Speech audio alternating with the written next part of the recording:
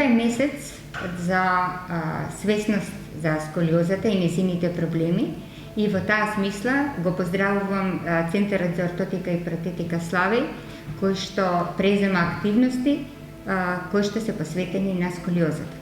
Сколиозата како деформитет на рбет представува искривување лево или десно, кое што е поголемо од 10 степени и е во фронтална равнина со или без присутна ротација на прштени. Сколиозата е значајна бидејќи дава одредени проблеми и во детската возраст, меѓутоа понатаму во адултната возраст. Би сакала најкратко да кажам неколку збора најосновни за рбетот. Значи, анатомски знаеме, рбетот е составен од 8 цервикални, 12 торакални, 5 лумбални, сакрална коска и рудиментирани кокцигиални прштени. Тоа е анатомскиот дел. Меѓутоа, функционалниот дел го сочинуваат 3 столба. Првиот столб е предниот лонгитудинален лигамент кој поаѓа по предната страна на пршлените од вратот доле до сакрумот, средниот дел кој што се пршленските тела и задниот лигамент е лонгитудинален лигамент и задниот дел кој што представуваат трансверзалните, спиналните продолжетоци, ламините, фасетите и спиналниот канал. Ова е статички дел од рбетот. Меѓутоа, постои еден динамичен дел од рбетот кој го сочинуваат параспиналната мускулатура, која што оди во неколку слоеви и оди од вратот доле до сакрумот. Таа го обвиткува рбетот, меѓутоа не само таа, постојат и други големи мускулни групи кои што учествуваат во тој динамички сегмент. Тоа се мускулите на рамениот појас, абдоминалните мускули и мускулите на карличниот појас. Значи, рбетот е постојано во една статична динамична равнотежа. Кога таа равнотежа е изгубена или кога ќе се поремети, тогаш доаѓа до одредени деформитети. Ако е во сагитална равнина се добива кифоза, а ако е во фронтална равнина се добива сколиоза. Сколиозата, постојат многу класификации за сколиозата, меѓутоа најзначајна класификација е поради причините поради која што се јавува.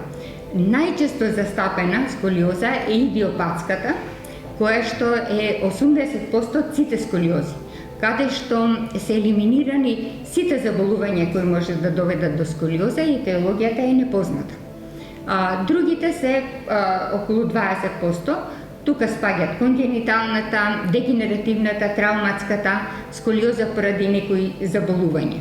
Во секој случај сколиозата е многу значајна, бидејќи податоците светски покажуваат дека 2 до 3% од населението имало некој тип на сколиоза и обично е тоа адолесцентна јувенилна сколиоза. Добар податок е тоа што само 10% од нив им е потребно сериозно лекување, а може би 0,1 до 0,3% им е потребен оперативен зафат. Поради тоа, нашироко е распространето мислењето дека најважно е да се превенира, дека сколиозата првенствено треба да се превенира. Сите податоци покажуваат дека превенцијата треба да се изведува на поширока основа, општествена основа. Сколиозата, главниот диагностички метод за сколиозата е прво клинички преглед и рентген диагностика. Рентген диагностиката е со мерење на копофагол, значи и понатаму третманот на сколиозата. Третманот на сколиозата е многу комплексен, затоа се вика третман, не се вика лекување, затоа што скоро и да не постои излекување од сколиозата, без разлика каков ќе биде третманот. Со третманот ние правиме една корекција, значи прво стопирање, па корекција и понатаму се обидуваме да го намалиме степенот на искривувањето. Без разлика дали тоа ќе биде конзервативен или хируршки. Дури хируршкиот третман не излекува потполно. Друг метод кој што се употребува во третманот на сколиозите се пластичните тврди ортози, спинални ортози. Многу често се поставува прашање кога треба да се употребат. Значи ние користиме една скала од колку до колку степени и меѓутоа тоа не е главниот фактор. Главниот фактор е возраста на детето. Значи деца кои што имаат и помалку од 20 степени може да им се даде ако се во уште не почнал пубертет или се во една фаза на раст пред 10 години или околу 10 години. Така да тоа се два фактора кои што влијаат на припишувањето на ортозите.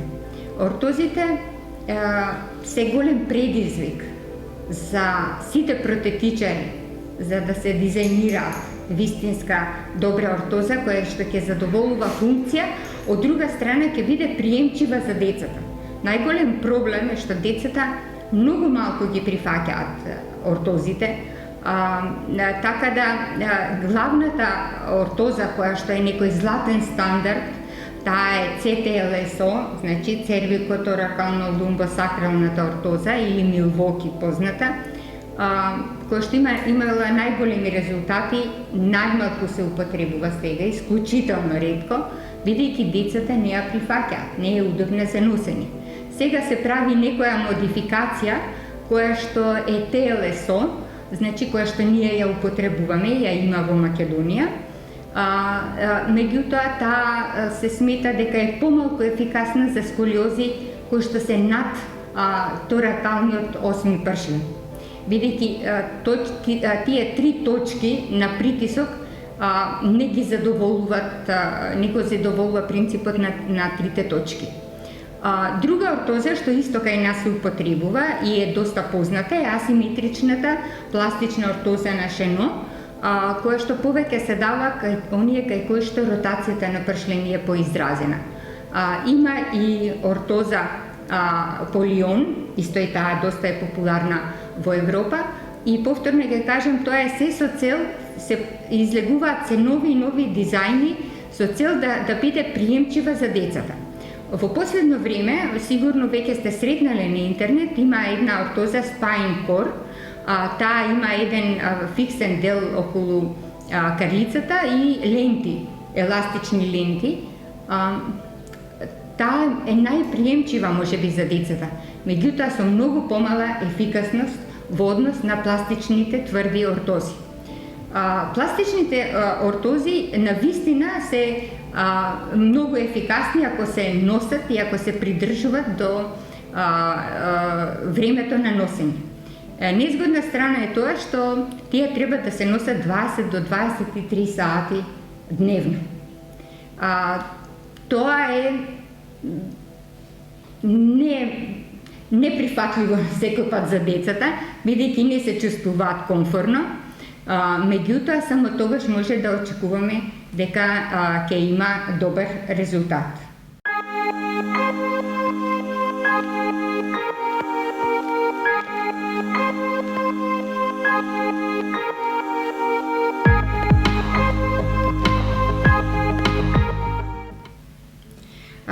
Вежбите се еден од третманите за сколиозата, од конзервативниот третман.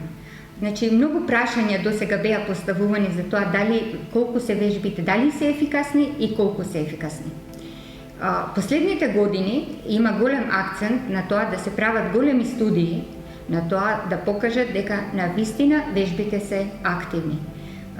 Сакам да кажам дека вежбите не ја излекуваат сколиозата, меѓутоа ги намалуваат факторите кои допринесуваат за таа неравнотежа што претходно ја спомнав. Значи, рупетот има една статичко-динамична равнотежа. Меѓутоа, за тоа да биде во ред, треба да има добра снага на мускули, треба да има добра подвижност на рупетот, добра координација, добар баланс, сензибилитет, проприоцептивен тренинг, така да сето тоа вежбите делуваат на тој дел од факторите кои што го ја подобруваат сколиозата. Значи, вежбите подобруваат, ја коригираат постурата со самото тоа што ги зајакнуваат мускулите и со самото тоа што прават една подвижност. Друго, тие треба да го задржат резултатот. Значи, да ја задржат стабилноста, да ја задржат снагата, коригираната постура треба да се задржи. Ја подобруваат функцијата, пулмоналната функција. Значи, и со тоа на крај дават една естетска корекција и што е најважно од се, значи секогаш третманот конзервативен, главната црта на конзервативниот третман е избегнување хируршки зафат. Одговарајќи на прашањето до колку години се ефикасни вежбите, би сакала да кажам претходно за идиопатската сколиоза, дека од 0 до 2 или 3 годишна возраст, зависи од авторите, таа е инфантилна сколиоза, од 3 до 10 години е јувенилна и од 10, кај што е најчесто, скоро 80% од идиопатската сколиоза е адолесцентна идиопатска сколиоза. Тоа е од 10 до завршување на растот, до завршување на епифизните рскавици. Значи, понатаму не се очекува дека ќе има влошување на состојбата, поготово ако се работи за идиопатска сколиоза. Може да има влошување во тек на адултниот период, оној момент кога ќе настапат дегенеративните промени, може да се влоши. Меѓутоа, во состојба на завршен раст, повеќе се влошувањата не се од страна на коскениот дел, него се повеќе резултат на слабост на мускулатура, на една неподвижност, на едно лошо држење, кое што може да се коригира. Поради тоа, општо прифатено е и има големи кампањи сега во светот, не само за сколиозата, него воопшто за едно целокупно здравје на организмот, дека треба ние во нашиот секојдневен живот постојано да се бавиме со физички активности. Значи, кои вежби треба да се вежбаат? Општите вежби, кои што се за снага, за издржливост, проприоцептивните вежби, вежбите за дишење, вежбите за подвижност, се набројани како ефикасни во кои што се симетрични, се набројани како ефикасни во борбата со сколиоза. Меѓутоа, постојат многу школи во последно време кои што даваат циљани вежби, кои што на некој начин ја подобруваат сликата за сколиозата. Многу малку студии има за нивната ефикасност во споредба со едни со други или со општите вежби. Меѓутоа, најпопуларна школа е вежбите по шрот во Европа. Значи, тоа се асиметрични, циљани вежби, кои што се исто ја подобруваат неуромускулната перцепција, држењето на телото, снагата и една автосугестија за слика за сопственото тело.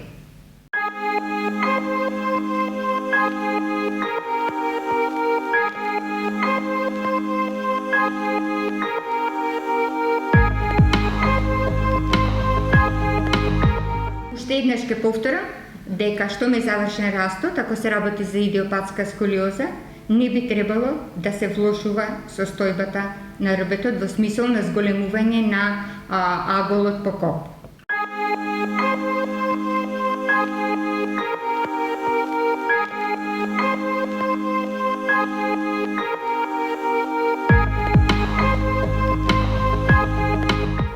Ниту еден спорт не учествува во лекувањето на сколиозата, во третманот на сколиозата. Тоа се само додатни активности кои што е пожелно и добро да се изведуваат заради едно општо здравје, заради еден добар кардиоваскуларен капацитет и пулмонален капацитет, и во таа смисла и пливањето.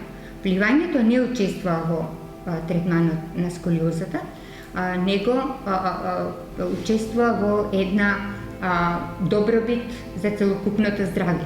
Поготово што пливањето се изведува во водена средина, каде што е елиминирана земјината тежа, а ние знаеме дека примарната улога на рбетот и на параспиналната мускулатура околу рбетот е еректорна, значи стабилност и отпор против земјина тежа. Често добивам прашање и околу тоа дали оние кои што носат корсети можат да спортуваат. Да, можат да спортуваат. Повеќе се препорачуваат неконтактни спортови. Контактните спортови не се препорачуваат не заради оној што ги носи, што ја носи ортозата, него заради соиграчите, затоа што може да се повредат ако ја носи ортозата. Или може да се бави со спорт, меѓутоа без ортоза. Често прашање кој спорт? Значи, било кој спорт може да се бави. Може да се бават и со симетрични и со асиметрични спортови. Асиметрични ќе го спомнам тенисот, зашто многу често родителите прашуваат дали може да игра тенис. Нема досега податоци дека било кој симетричен или асиметричен спорт доведува до појава на сколиоза, ниту пак дека ја лекува сколиоза.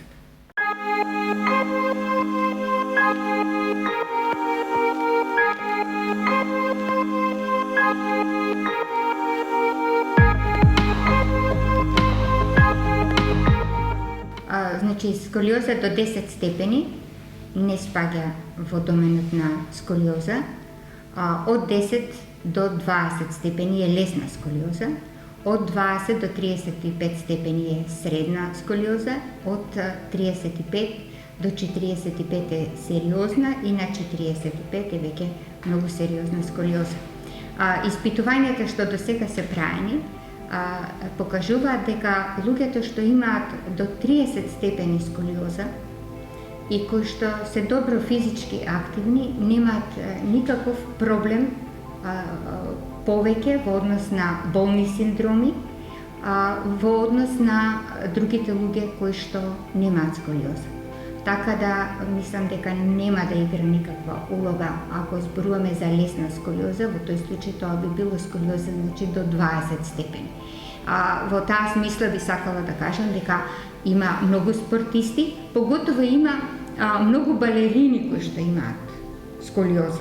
Тоа е заради тоа што они повеќето од девојчињата што се бават со балет имаат хипермобилност на зглобови, а хипермобилноста е еден од факторите за стварање на сколиоза. Така да не би требало на физички активни луѓе, каде што е задржена флексибилноста и стабилноста на рбетот, нема улога бавењето со спорт.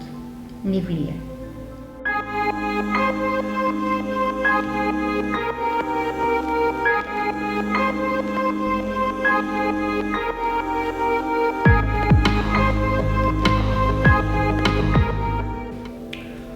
Последната година и пол имавме промени во нашиот секојдневен живот поради COVID-19. Многу работи се променија, меѓу другото се нашиот начин на живот, нашиот начин на работа, меѓутоа начинот и на учење кај децата. Повеќето деца има онлайн настава. Самата онлайн настава не е фактор кој што би требало да го зголеми бројот на деформитетите на рбетот. Повеќе зголемувањето на бројот на деформитетите од неактивност надвор од онлайн наставата. Бидејќи ако нема онлайн настава, ако детето седи на телефон, и тоа е исто штетно. Додатните активности кои што треба да ги елиминираат ефектите од онлайн наставата треба да бидат покачени на еден повисок степен. Во смисол на спортски активности, во смисол на да бидат анимирани децата помеѓу часовите на онлайн настава, да имаат некакви активности кои што ќе ги спроведуваат, да имаат ергономско советување како треба да седат, можеби после секој час да бидат подсетувани како треба да седат, каде им се раците, каде им се, дали се симетрични, да си го проверат телото. Значи, тоа бара една поширока кампања и онлайн наставата треба да биде придружена со едно воспитно делување кај децата на широка основа, на еден колективитет.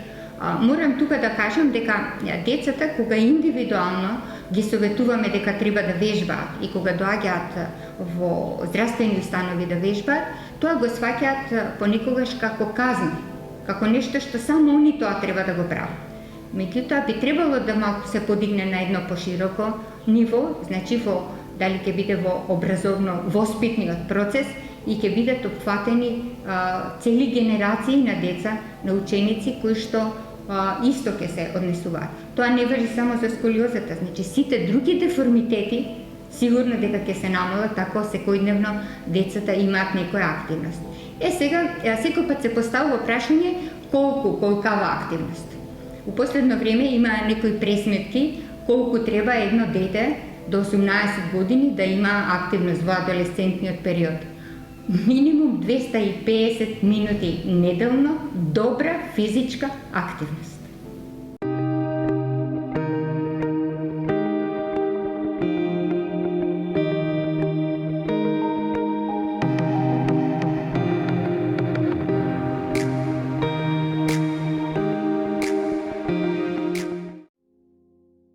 Славеј, ваш партнер во движењето.